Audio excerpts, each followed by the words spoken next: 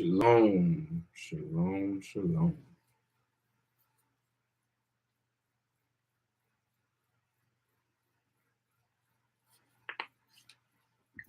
Hey, shalom, everybody, man. We're going to see what's up, man. Welcome back to the next edition of Reading with Shilo.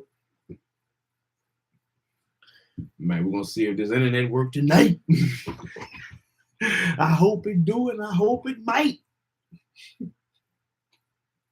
Keep my connection extra tight.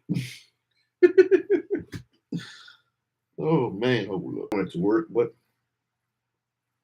and I still haven't went ahead and put all that stuff to over from Facebook to YouTube, which I have to do because YouTube, I'm behind for you, baby.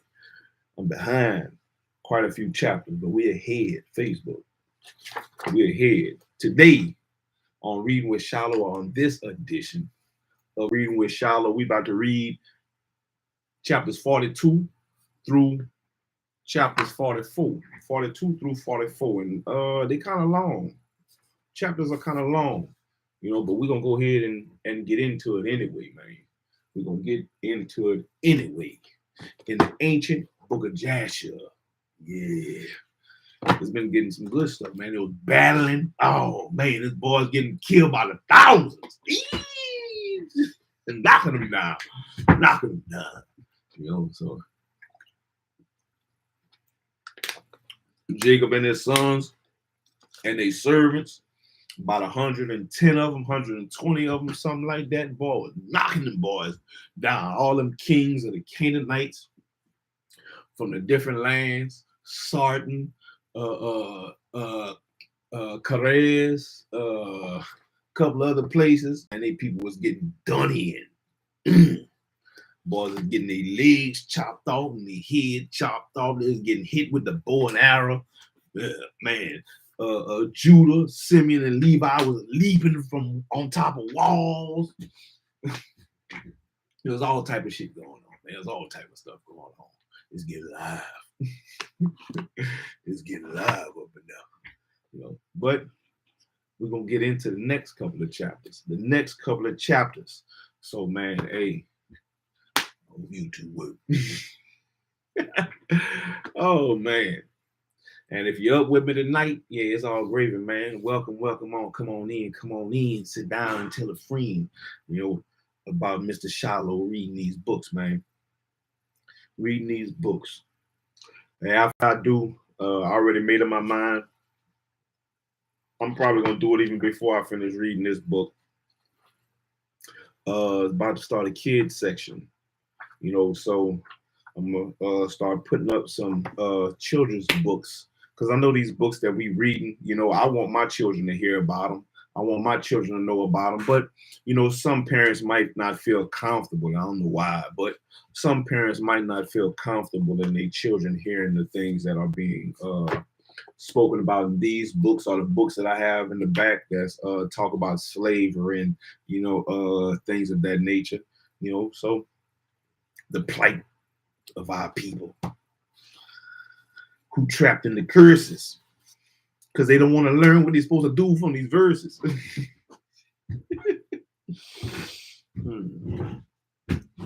Yeah, but chapters 42 is where we're going to start. Joshua sold into slavery. Joseph, my bad. Joseph sold into slavery.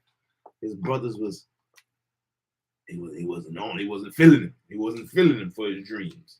So the ancient book of Jasher, as referenced in Joshua 10 and 13, 2 Samuel 1 and 18, and 2 Timothy 3 and 8, baby. 3 and 8. Get your popcorn. Let's get it ready. Let's get going, man. And if I see that, the internet starts acting up on either Facebook or YouTube, I will try to hold it for a minute, pause for a minute. So bear with me.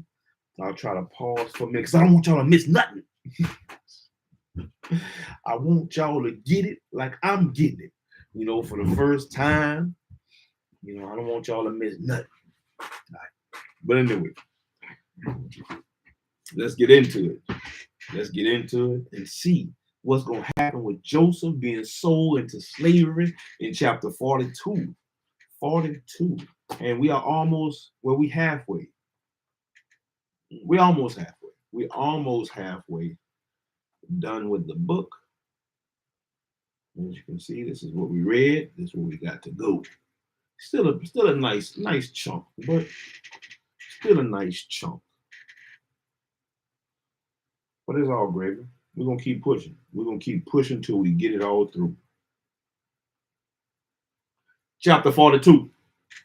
Joseph sold into slavery. And they went and sat on the opposite side, and the distance of a bow shot.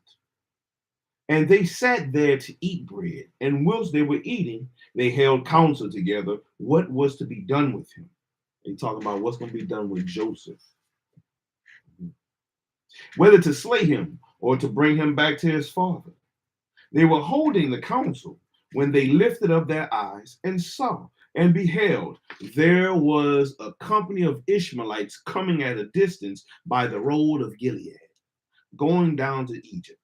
And Judah said unto them, what gain will it be to us if we slay our brother? Peradventure, God will require him from us. This then is the counsel proposed concerning him, which you shall do unto him. Behold, this company of Ishmaelites going down to Egypt. Now therefore, come, let us dispose of him to them, and let not our hand be upon him, and they will lead him along with them. And he will not be lost amongst the people of the land. And he will be lost amongst the people of the land. And we will not put him to death with our own hands. And the proposal pleased his brethren, and they did according to the word of Judah. And whilst they were discoursing about this matter, and before the company of Ishmaelites had come up to them, 7 trading men of Midian passed by them. And as they passed, they were thirsty, and they lifted up their eyes and saw the pit in which Joseph was immersed. And they looked and beheld every species of bird was upon him. And these Midianites ran to put to the pit to drink water, for they thought that it contained water. And on coming before the pit, they heard the voice of Joseph crying and weeping in the pit. And they looked down into the pit, and they saw, and behold, there was a youth of comely appearance and well favored. And they called unto him and said, who art thou? And who brought thee hither? And who placed thee in this pit, in the wilderness? And they all assisted to raise up Joseph, and they drew him out, and brought him up from the pit, and took him, and went away on their journey, and passed by his brethren. And they said unto them, why do you do this, to take our servant from us, and go away? Surely we placed this youth in the pit because he rebelled against us, and you come and bring him up and lead him away. Now then, give us back our servant. And the Midianites answered and said unto the son of Jacob, is this your servant, or does this man attend you? Peradventure, you are all his servants, for he is more comely and well favored than any of you. And why do you all speak falsely unto us? Now therefore, we will not listen to your words, nor attend to you. For we found the youth in the pit in the wilderness, and we took him. We will therefore go on. And all the sons of Jacob approached. What's up, Jesse? And all the sons of Jacob approached them and rose up to them and said unto them, give us back our servant. And why will you all die by the edge of the sword? And the Midianites cried out against them, and they drew their words and approached to fight with the sons of Jacob. And behold, Simeon rose up from his seat against them, and sprang upon the ground, and drew his sword, and approached the Midianites. And he gave a terrible shout before them, so that his shouting was heard at a distance, and the earth shook at Simeon's shouting. And the Midianites were terrified on account of Simeon, and the noise of his shouting. And they fell upon their faces and were excessively alarmed. And Simeon said unto them, Verily I am Simeon, the son of Jacob the Hebrew, who have only with my brother destroyed the city of Shechem and the cities of the Amorites. So shall God moreover do unto me, that if all your brethren, the people of Midian, and also the kings of Canaan, were to come with you, they could not fight against me. Now therefore, give us back the youth whom you have taken, lest I give your flesh to the birds of the skies and the beasts of the earth. And the Midianites were more afraid of Simeon, and they approached the sons of Jacob with terror and fright, and with pathetic words, saying, Surely you have said that the young man is your servant, and that he rebelled against you, and therefore you placed him in the pit. What then will you do with a servant who rebels against his master?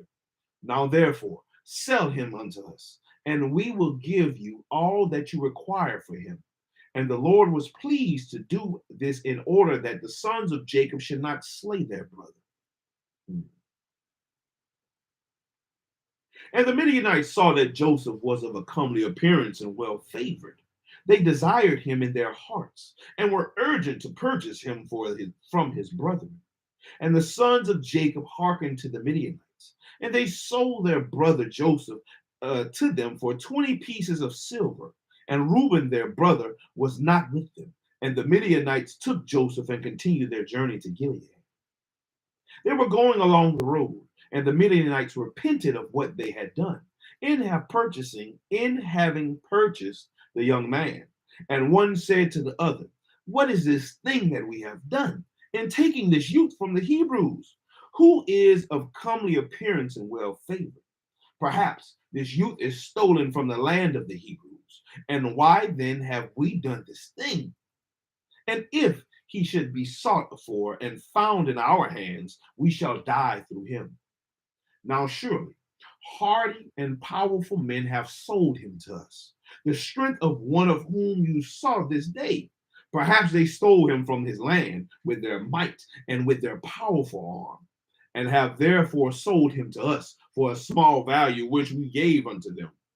And whilst they were thus discoursing together, they looked, and behold, the Ishmaelites, which was coming at first, and which the sons of Jacob saw, was advancing toward the Midianites. And the Midianites said to each other, Come, let us sell this youth to the company of the Ishmaelites who are coming towards us, and we will take for him the little that we gave for him, and we will be delivered from his evil. And they did so. And they reached the Ishmaelites. And the Midianites sold Joseph to the Ishmaelites for 20 pieces of silver, which they had given for him to his brethren. And the Midianites went on their road to Gilead. And the Ishmaelites took Joseph, and they let him ride upon one of the camels. And they were leading him to Egypt. Man, it wasn't even that long. It wasn't even that long.